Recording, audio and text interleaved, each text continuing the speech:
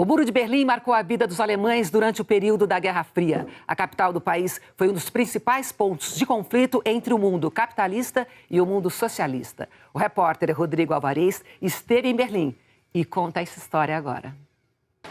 No exato local onde tanques soviéticos e americanos ficavam frente a frente, onde funcionava a barreira militar mais famosa dos tempos sombrios em que a Alemanha ficou dividida, visitantes do mundo inteiro vêm reviver ou tentar entender a história. Eu imagino como que era difícil para as pessoas que moravam aqui naquela época. Durante 28 anos, enquanto aquele muro de mais de 100 quilômetros esteve de pé, enquanto havia uma guerra fria entre Estados Unidos e União Soviética, milhares de famílias alemãs foram separadas. Hoje, um pedaço de muro como esse custa o equivalente a R$6 mil.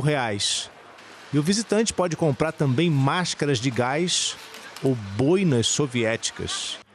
Mas não é assim que os alemães querem que o mundo se lembre do muro que os dividiu. Se há estacas onde um dia esteve o Muro de Berlim, é para que as pessoas se lembrem de que a liberdade precisa ser conquistada e preservada. A gigantesca Alexanderplatz, com seu histórico relógio em estilo soviético, era o centro de Berlim Oriental. O pintor brasileiro Alex Fleming viveu aqui ainda antes da queda do muro. Todos nós achávamos que era impossível cair, porque tratava-se de uma ditadura com nível de controle inacreditável. Hoje, o pintor trabalha diante de uma antiga prisão da Stasi, a polícia secreta comunista. Na época da ditadura, o ambiente que Alex colore com sua arte era uma cela. Agora faz parte de um centro de artes oferecido pelo governo aos artistas. Quisera eu que no Brasil tivéssemos essa consciência de debatermos sobre a história, refletirmos sobre as histórias e transformá-la. Nesse lugar escuro, não é difícil de imaginar os policiais da Stasi fazendo interrogatórios.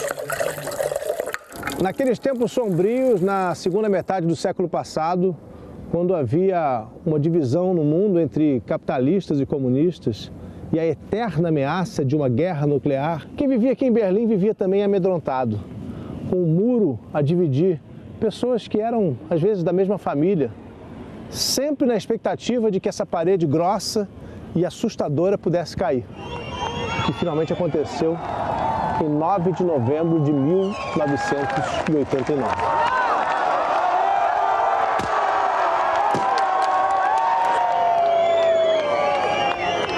A queda do Muro de Berlim foi só o momento mais simbólico do fim do autoritarismo de inspiração soviética. Na Alemanha Oriental, milhões de pessoas acostumadas à proteção autoritária do Estado foram empurradas ao capitalismo. E até hoje, essa reunificação sem diálogo é um trauma para quem sofreu o que, nas palavras do escritor Ingo Schulze, foi uma colonização de luxo. 30 anos depois, o antigo lado oriental continua mais pobre e ressentido.